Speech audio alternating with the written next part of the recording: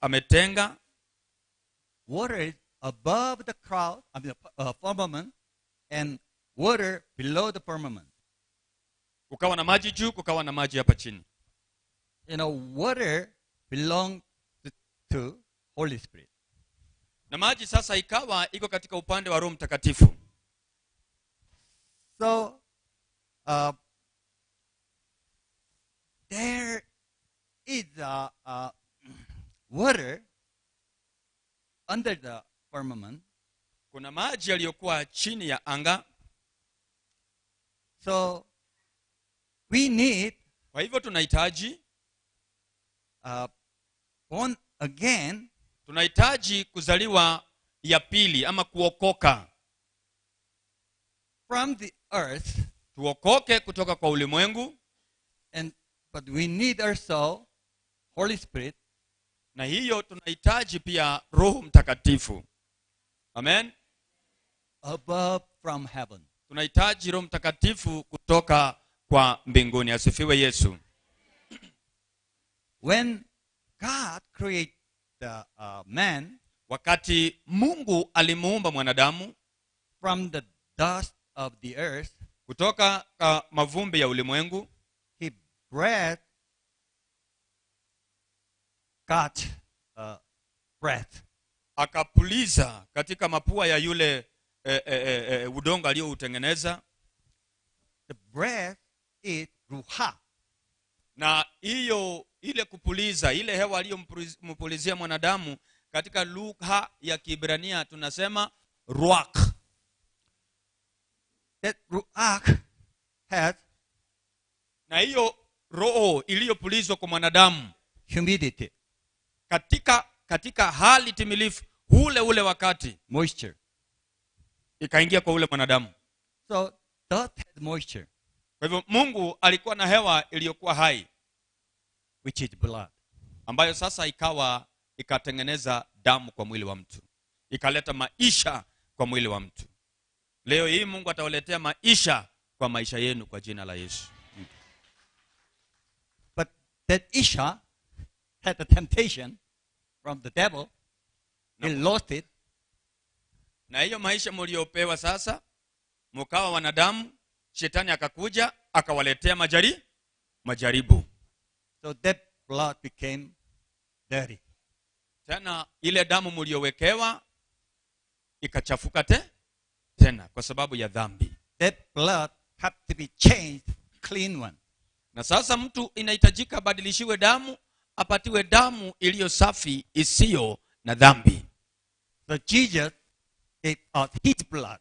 Na ndio maana sasa Yesu alikuja akakufa kwa ajili yetu, tukaipokea damu ya Yesu, tukasafishwa nayo. Hallelujah. So he cleaned us inside our sin. Kwa hivyo Bwana alituosha, akatoa dhambi zetu zote. Situpigie Yesu makofi jamani.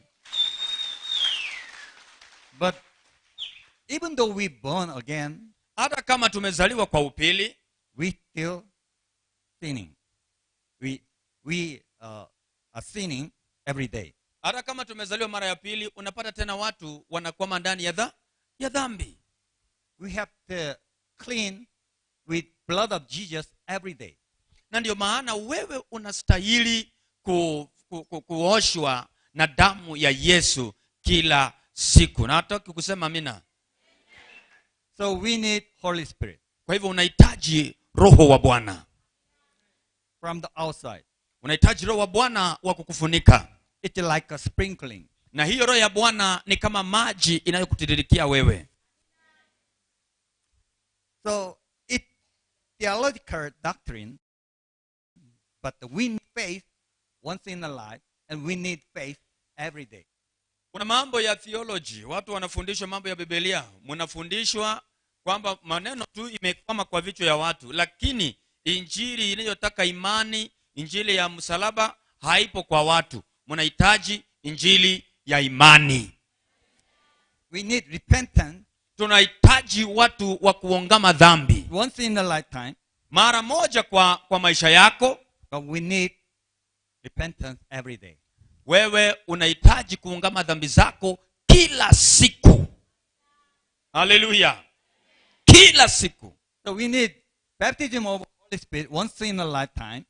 Unahitaji ubatizo wa Roho wa Bwana mara moja kwa maisha yako. But we need Holy Spirit every day. Lakini wewe unahitaji Roho Mtakatifu kila wakati.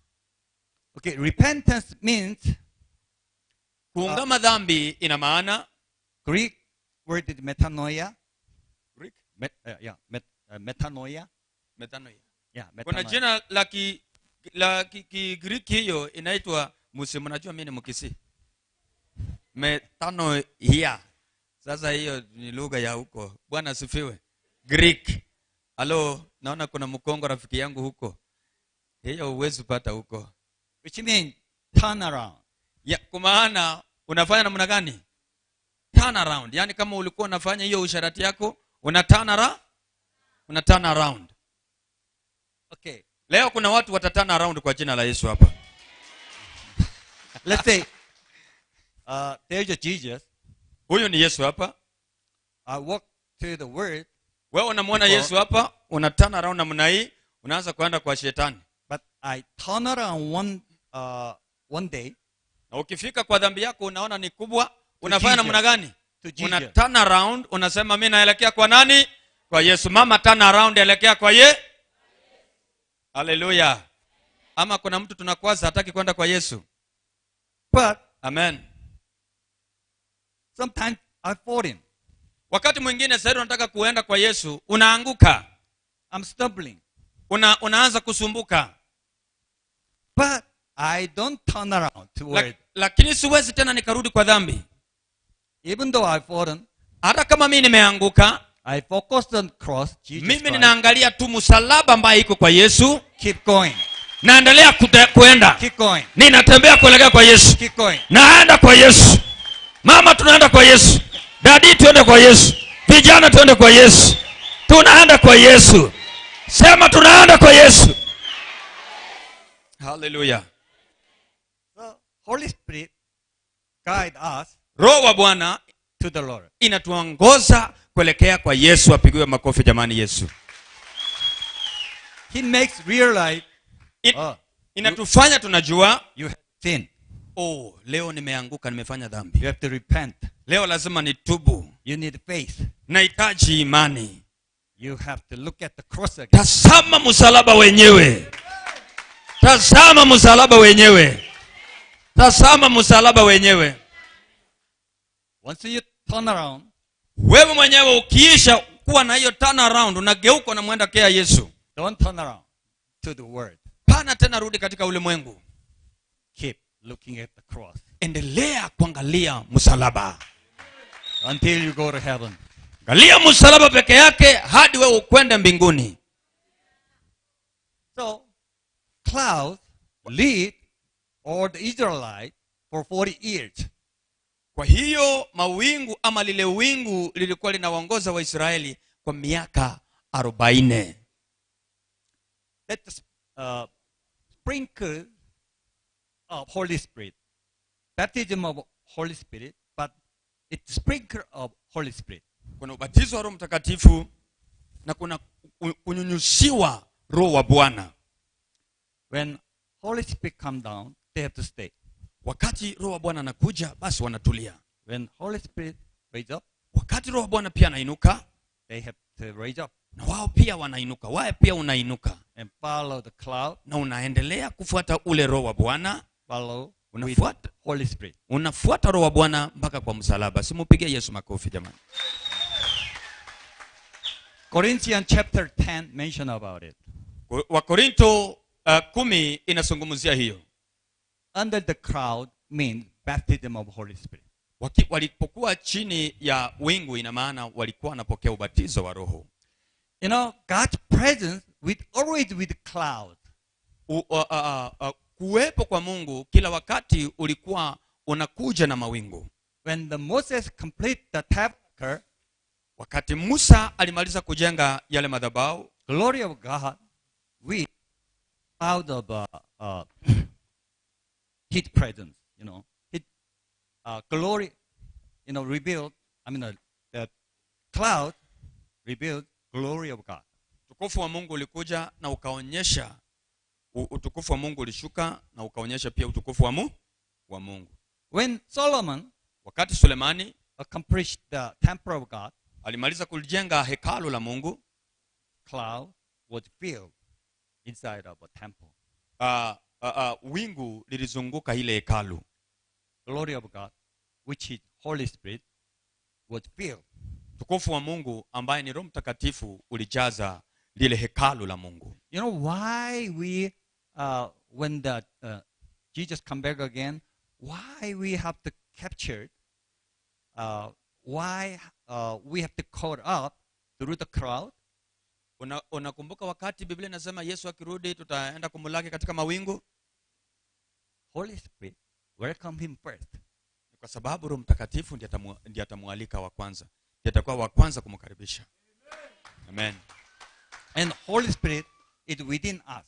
Na huo Roho wa Bwana atakuwa ndani yetu. So he captured, he caught up. Kwa hivyo ule Roho wa Bwana atatubeba juu kwenda kumulaki kwa mawingu. Ourselves, ambao ni sisi, to welcome him. Twende kumkaribisha kwenye mawingu. He is king. Yeye ni mfalme. He is coming.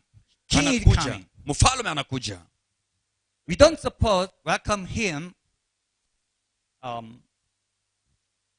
in our place. Hatuwezi kumwalika mfalme katika hii hali yetu ya kawaida. We suppose go out and welcome him. Tunafaa kutoka huku kwetu tukwenda huko kwa mawingu kumkaribisha. Amen. When the king coming, his people go out to welcome him. Kwa sababu mfalme akija atakuja kutukaribisha. Wewe nani? Sio lazima ukue hapa ndani. Unaweza toka na uende. They don't suppose to wait until king come.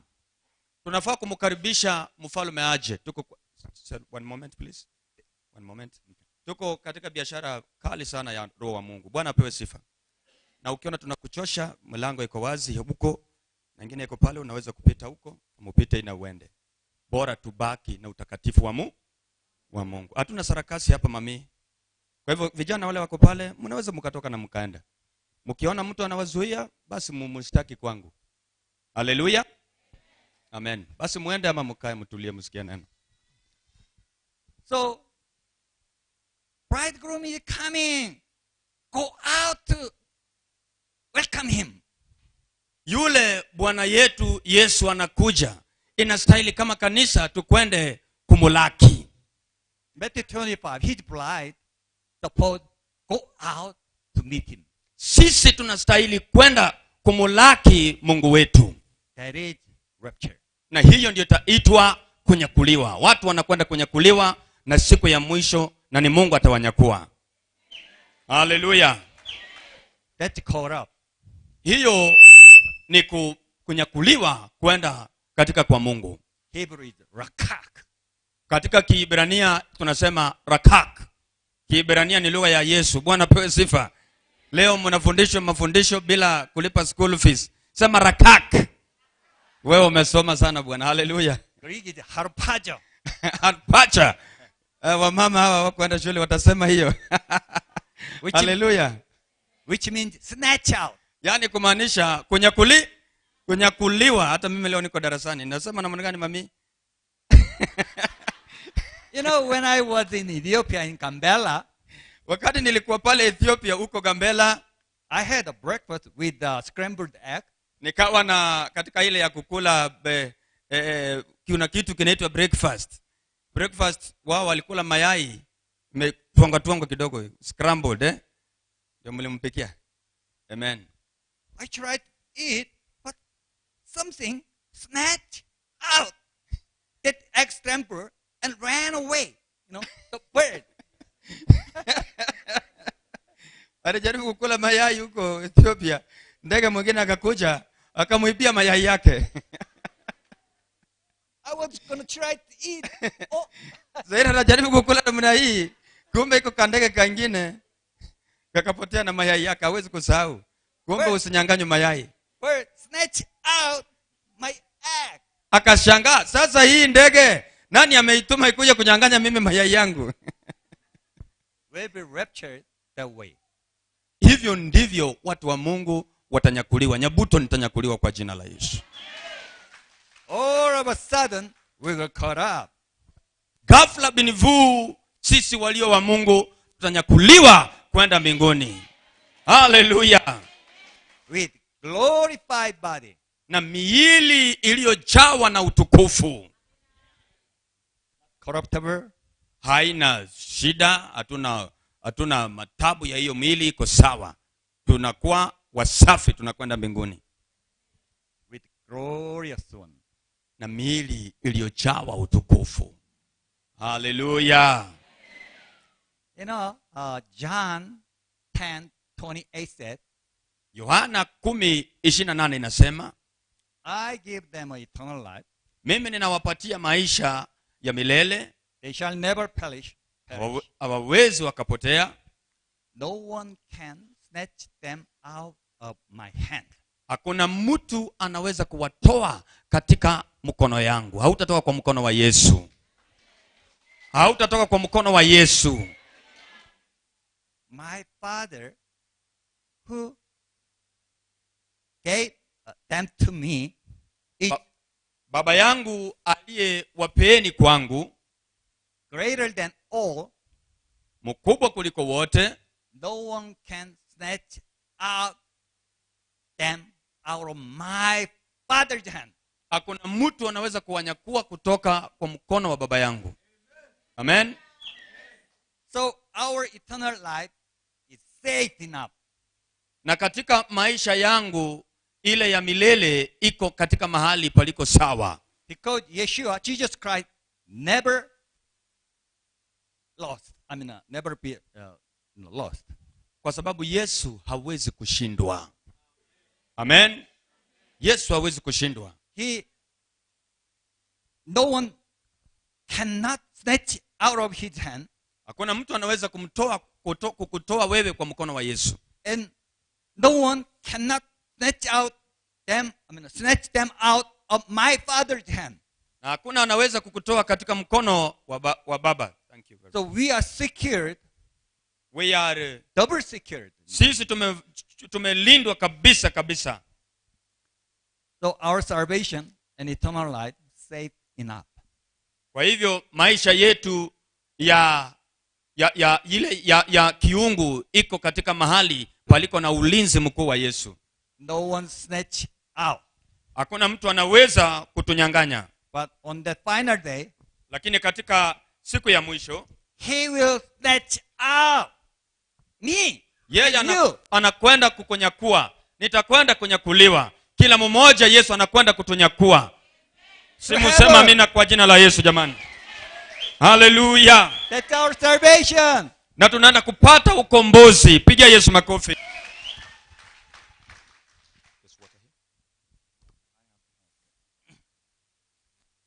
And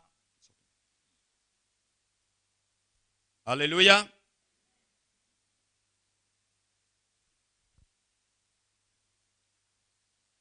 Okay. Let's review a little bit. Wacha tujenge hii kidogo. What was the first feast of the Lord? What was it? Ni nini ilikuwa, ama tuseme sherehe ya kwanza ya Mungu ilikuwa ni gani? Feast ya kwanza ya Mungu ilikuwa ni gani? What was it? Raise your hand. Sherehe ya kwanza ya Mungu ilikuwa ipi? Sherehe ya kwanza ya Mungu ilikuwa ni gani? Of the Lord. You are trying and saying it's first fruits. Sorry? Those are the miracles of Yeshua. Okay, yeah. The Shabbat was the foundation. Ya kwanza kabisa, sherehe ya kwanza ya Bwana ilikuwa ni Sabato. And ndio ya kwanza aliandika kwa Biblia, watu waheshimu Sabato. Jewish people have menorah, 7 menorah. Mnajua Wayahudi, Bwana asifiwe. Na si nyinyi wote ndio mnasema nyinyi ndio Wayahudi, nyinyi ndio uzao la Wayahudi. Sio nyinyi? Sio nyinyi Waisraeli? Waisraeli wako wangapi hapa ndani wale wanasema wao ni Waisraeli? Iko Waisraeli hapa ndani? Inua mkono juu kama unaamini wewe ndio mtu wa uzao wa Abrahamu. So wengine ni wa shetani. I'm asking the Jewish people. Oh, okay. Yeah, you should know Jewish people. You know? Nyinyi wenye mnasema nyinyi ndio Israeli. It's very important to Jewish people. Ni muhimu sana kwa nyinyi Wayahudi. Nyinyi mliompenda Yesu, ni watu wa uzao wa Abrahamu. Wako hapa ndani. God already revealed us for every plan of God. Mungu alitujenga sisi katika mpangilio wa Mungu. So if you remember the menorah, katika Biblia zile za kitambo za Kikisii, kulikuwa na taa ilikuwa imechorwa na inawekwa mishumaa 7 juu. You will understand. Umeiona hiyo? Salvation of God. Na hiyo sasa ndio inaeleza zaidi kuhusu mpango wa Mungu wa ukombozi. You know, first 3 feet revealed first coming of Jesus Christ. Inamaanisha kukuja kwa Yesu. Zile mishumaa 3 katika ile picha ya menora imeandikwa 3 ni za ukombozi wetu sisi. The center is the Pentecost. Kuna katikati pale ambayo ni siku ya Pentekoste, Roho Mtakatifu ulikuja. Which means he came to us with Holy Spirit. Kumaanisha alikuja na kwetu kwa ajili ya Roho Mtakatifu. Another helper. Akatumia msaidizi. And become Emmanuel within us. Na akakuwa Emanueli ndani yetu. Dwelling us. Kukaa ndani yetu. Amen. And then the other 3 feasts, ingine ya 3, concerned with second coming of Christ. Inahusikana na kurukuja mara ya pili kwa Yesu. So you should remember. Kwa hivyo ni lazima nyinyi mkumbuke. Okay. Shabbat is foundation. Mjue kwamba Sabato ama kupumzika kwa Sabato ilikuwa ni msingi. Lord of Shabbat is Jesus Christ, Yeshua HaMashiach. Mkubwa mdosi wa Sabato ni nani? Ni Yesu. Hallelujah. He promised, I will build my church on the rock, which means Christ. Akasema atajenga kama msingi. Jesus Christ, foundation. Yesu Kristo ndiye msingi wa kanisa. And then he showed us salvation of God's plan. Na akatuonyesha ukombozi kwa mpango wa Mungu. So first 3 feet is first coming of Christ. Kwanza ni kukurudi kwa Yesu Kristo. And the other 4, 5, 6, 7 feet concerned with second coming of Christ. Na hiyo ingine ya pili na 3 ni kurejea kwa pili kwa Yesu. So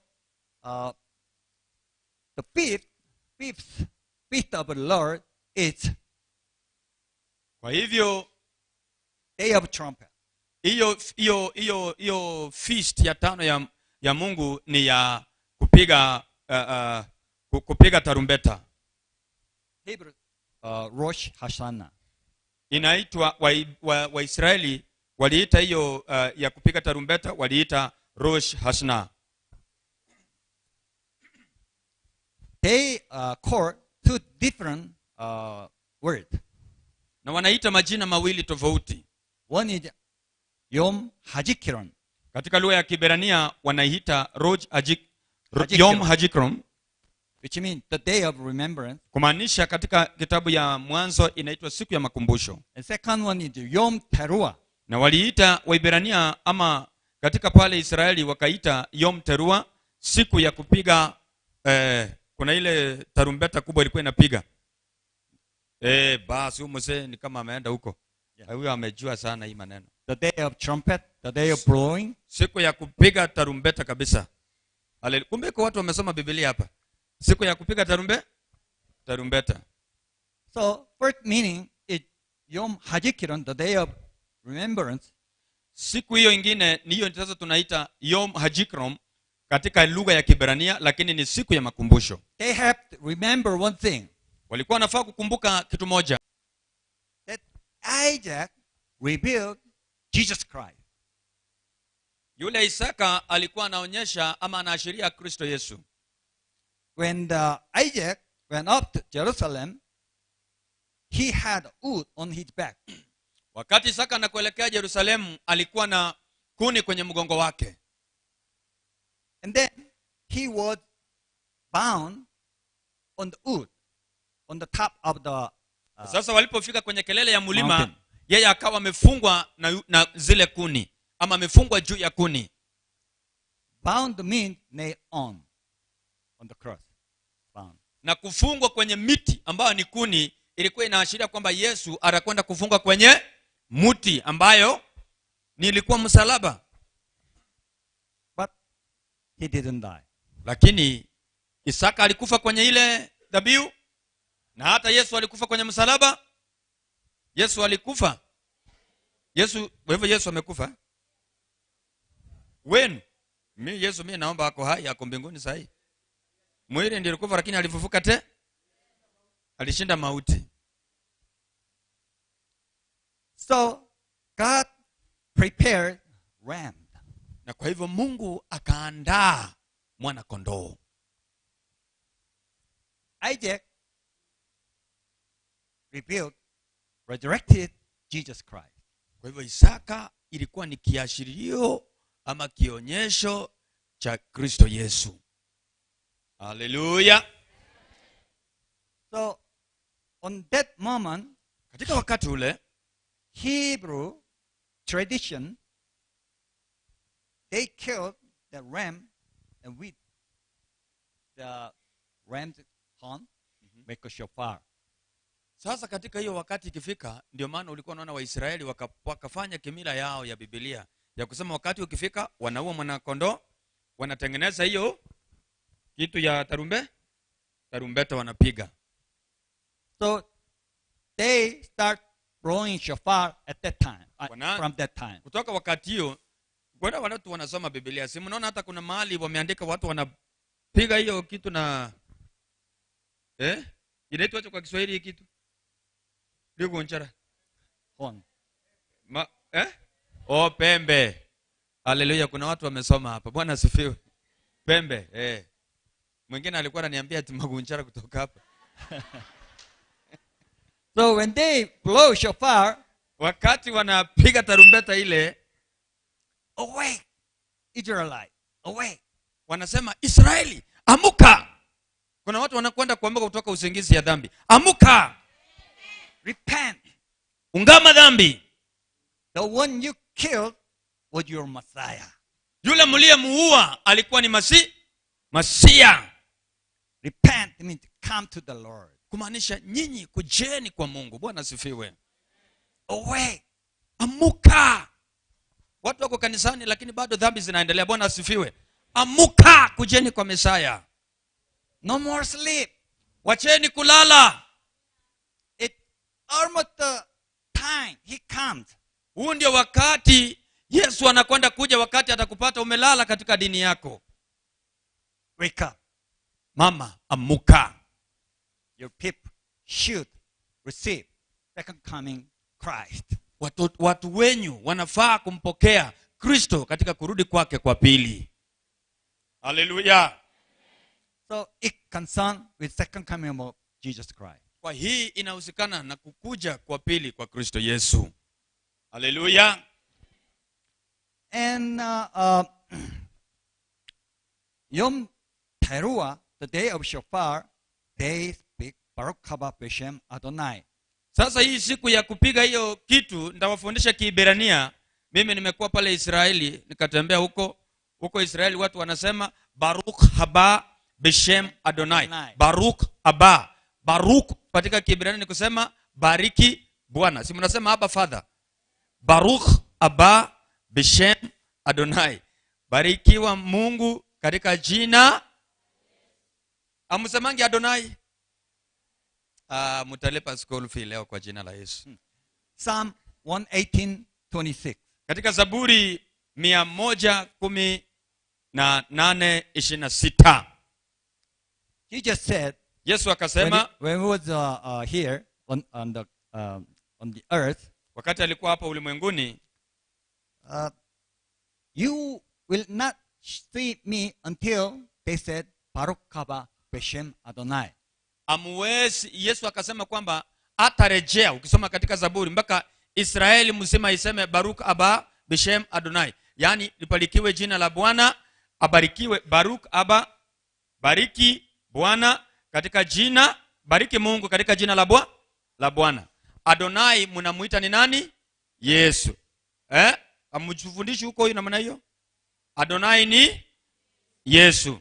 Abba ni Baba. Mungu. Haleluya. They support blow shofar 100 times on that day. Na hiyo kupiga hiyo kitu ya shofar wanafaa kupiga Waisraeli wenyewe mara 100 kwa siku. Apostle Paul said, on that last shofar, Paulo alisema katika hiyo mara ya mwisho, mara ya 100 ya mwisho, will be caught up with glorified body. Tutachukuliwa na miili ya utukufu. Will be raptured. Tutakuwa tumenyakuliwa. 1 Thessalonians 4:16 and 1 Corinthians 15. Kama unaandika wa Thessalonike ya kwanza 4:16, 17, wa Korinto wa kwanza 15, 51 hadi 52. Hiyo ni Paulo anafundisha hiyo. On that day the dead will be raised first, and we who are alive and remain shall be caught up together with them. Na siku hiyo watu watanyakuliwa na watapelekwa juu mbinguni na wao. On that day, katika siku hiyo, biblically, katika Biblia, Messianic believers and faithful Christians will be caught up. Siku hiyo wale wamtumainio ama wanaomwamini Yesu watanyakuliwa na kupelekwa mbinguni. But lakini carnal Christian and Orthodox Jew will remain. Lakini hawa Wakristo ambao ni Wakristo kwa jina hawampendi Yesu hawataona ufalme wa mbinguni. They have to pass through whole tribulation. Wao watapitia mateso yote. You know, faithful Christian, they already lived as a faithful Christian, so they don't need any test. If real Christian, they don't have to test, but be tested by God, because they already approved by God. Kama wewe ni Mkristo wa haki, haustahili kupewa majaribu na Mungu. Kwa maana already wewe ni Mkristo naye mfuata Mungu. Hautajaribiwa tena na Mungu. Kama wewe ni Mkristo na mfuata Mungu, tena Mungu atakupa mtihani kweli? By the way, this is